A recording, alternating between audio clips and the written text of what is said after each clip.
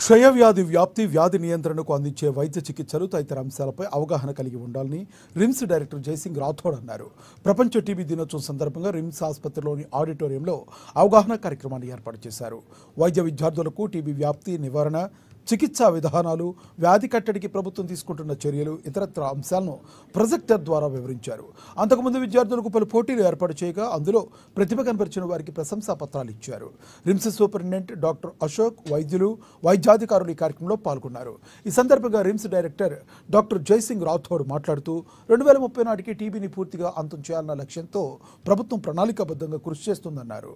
వ్యాధుల వ్యాప్తి, నివారణ వంటి అంశాలపై సరైన అవగాహన లేని కారణంగా ప్రజలు వాటిని బారిన పడుతున్నారని పేర్కొన్నారు. రిమ్స్ ద్వారా 2 రోజుల క్రితం గ్రామాల్లో వైద్య విద్యార్థులు పర్యటించి టీబీ వ్యాధి పట్ల అవగాహన కల్పించారని తెలిపారు.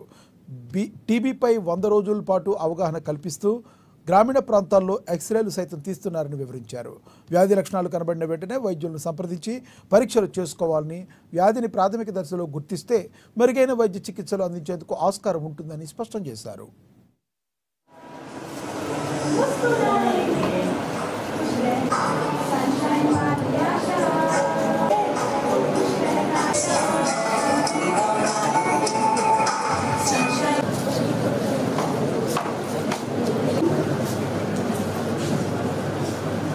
Dr. Vidyavalsan ma'am, Professor HOD of Community Medicine, and Dr. Sindhura ma'am. ఈరోజు రిమ్స్ హాస్పిటల్లో మా ఆడిటోరియంలో world TB day programme జరుపుతున్నాము.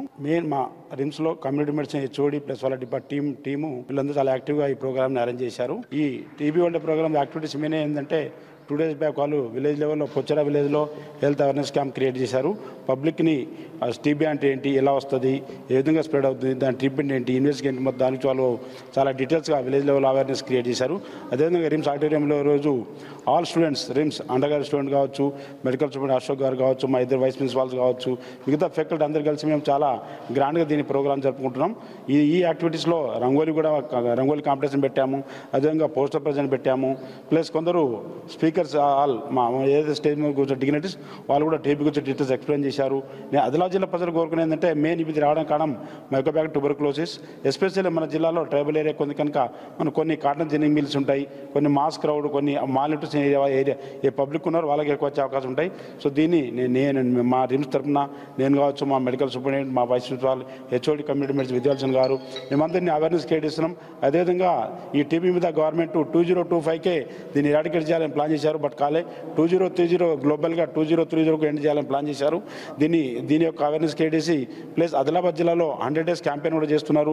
Plus village లెవెల్లో కలెక్టర్ గారి చొరవతో ఆల్ ఎవరికి డౌట్ ఉందో, ఎవరికి ప్రాబ్లం ఉందో చెస్ట్ ఎక్స్రేస్ తీస్తున్నారు.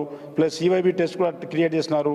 సో రిమ్స్లో మా pulmonary department HOD doctor Sandeep Yadav గారు, ఆయన టీం వాళ్ళు కూడా ప్రతి ఒక్క ఏ పేషెంట్ డౌట్ ఉన్నా వాళ్ళు ఎక్స్రే తీస్తున్నారు. ఎవరికైనా ఫీవర్, కాఫ్ ఉంటే ఖచ్చితంగా ఎక్స్రే తీసి వాళ్ళ అవేర్నెస్ క్రియేట్ చేసి వాళ్ళ ట్రీట్మెంట్ ఇస్తున్నారు. సో ప్రజలు కోరుకుని ఏంటంటే ఖచ్చితంగా ఎవరికైనా ఫీవర్ కావచ్చు, కాఫ్ 3 వారాల కంటే ఎక్కువ కాఫ్ ఉంటే, వాళ్ళకి జ్వరం నుంచి రాత్రి టెంపరేచర్ ఎక్కువ వస్తే ఖచ్చితంగా రిమ్స్కి వచ్చి మన దగ్గర టీబీ సెంటర్ ఉంది. అదేవిధంగా పల్మనరీ మెడిసిన్ డిపార్ట్మెంట్ చాలా యాక్టివ్ ఉంది. మనకు కావాల్సిన అన్ని రకాల ఇన్వెస్టిగేషన్స్ ఉన్నాయి. ఎక్స్రే, సిబిఐ టెస్ట్, కొన్ని రకరకాల లేటెస్ట్